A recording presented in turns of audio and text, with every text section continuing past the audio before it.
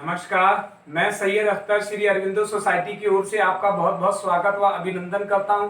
हमारी शिक्षा में शून्य निवेश नवाचार कार्यक्रम ZIIEI द्वारा संकलित एक रोचक व अभिनव नवाचार के बारे में आपको बताएंगे। हम इनोवेटिव पाठशाला के अंतर्गत NCERT के प्राइमरी सेक्शन के कक्षा 5 की पर्यावरण अध्ययन की पुस्तक आसपास के पाठ 1 कैसे पहचाना चींटी के दोस्त को के एक नवाचार अभिनव शिक्षण तकनीक की गतिविधि गृह कार्य परिवेश में व्यवहारिक शिक्षा का इस वीडियो में क्रियान्वयन करेंगे। हम आशा करते हैं कि आप इस वीडियो को देखने के उपरांत इस नवाचार तकनीक को अपने विद्यालय व कक्षा में अवश्य लागू करेंगे। इस पाठ को ZIIEI के कई नवाचार गतिविधियों से पढ़ाया जा सकता है, परंतु आज हम इसे गृह कार्य से समझेंगे। आइए पाठ का सार समझते हैं। प्रस्तुत पाठ कैसे पहचाना चींटी के दोस्त को एक ऐसा पाठ है जिसमें विभिन्न जानवरों के देखने, सुनने और महसूस करने की शक्ति को बड़े ही रोचक तरीके से समझाया गया है। इस नवाचार की यदि नवीनता को देखा जाए तो इस नवाचार की नवीनता यह है कि इसमें पाठ से जुड़े हुए वातावरण का अनुभव करके छात्रों से गृह कार्य कराया जाता है, जिससे कि पढ़ाई गई अवधारणा को मौजूदा माहौल से जोड़ते हुए छात्रों की बेहतर समझ विकसित की जाती है। साथ ही गृह कार्य की उपयोगिता को भी समझाया जाता है। इस नवाचार के क्रियान्वयन प्रक्रिया के अंतर्गत शिक्षक पढ़ाए जा रहे पाठ के पुनः अध्ययन के लिए विभिन्न जीव जंतुओं और उनके शारीरिक अंगों को आसपास के वातावरण से जोड़ते हुए अवलोकन, चर्चा और सांकेतिक प्रश्नों के माध्यम से पाठ को दोहराया जाता है। इस नवाचार की क्रियान्वयन अवधि को यदि देखा जाए तो इसके लिए 20 मिनट का समय निर्धारित किया गया है। पूर्व प्रबंधन के लिए शिक्षक पाठ कैसे पहचाना चींटी के दोस्त को की एक तालिका छात्रों की संख्या के आधार पर तैयार करते हैं। साथ ही पुनः अध्ययन की प्रक्रिया में इस नवाचार के माध्यम से गृह कार्य के रूप में अभिभावक की मदद से विभिन्न जीव जंतुओं और उसके शारीरिक अंगों की जानकारी को दोहराया जाता है। साथ ही शिक्षक इस बात का ध्यान रखते हैं कि पाठ को पहले से पढ़ाया गया हो और उसकी व्याख्या भी की जा चुकी हो। छात्रों के लिए भी कुछ निर्देश का पालन करना होता है, जैसे घर जाकर अभिभावक के सहयोग से घर के आसपास के विभिन्न जीव जंतुओं का अवलोकन करेंगे और इन पर 5 पंक्तियां लिख करके लाएंगे।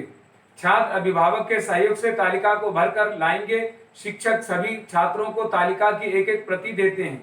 इस तालिका में छात्र का नाम, विभिन्न जीव जंतुओं के नाम, जीव जंतुओं द्वारा किए गए व्यवहार पर 5-5 वाक्य लिखे होते हैं। अंत में अभिभावकों के लिए कुछ निर्देश भी होते हैं। सभी छात्र अपने अपने अभिभावकों को ले जाकर के इस तालिका को देते हैं और बताते हैं कि अगले दिन कक्षा में तालिका के आधार पर ही पाठ को पढ़ाया जाएगा। छात्र अभिभावक के सहयोग से तालिका या चार्ट को भरकर स्कूल ले जाते हैं और उसमें भरी जानकारी को कक्षा में पढ़कर बताते हैं। इस प्रकार शिक्षक छात्रों से पाठ कैसे पहचाना चींटी के दोस्त को का पुनः अध्ययन गृह कार्य के माध्यम से कराते हैं।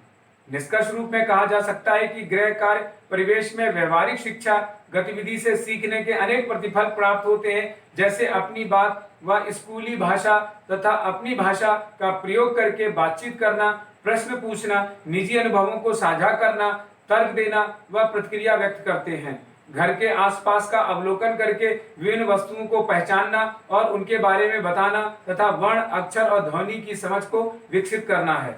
भाषा की बारीकियों पर ध्यान देते हुए अपनी बात को कहने की क्षमता भी छात्र विकसित करते हैं। इस नवाचार में PRT अनुपात का ध्यान रखा गया है।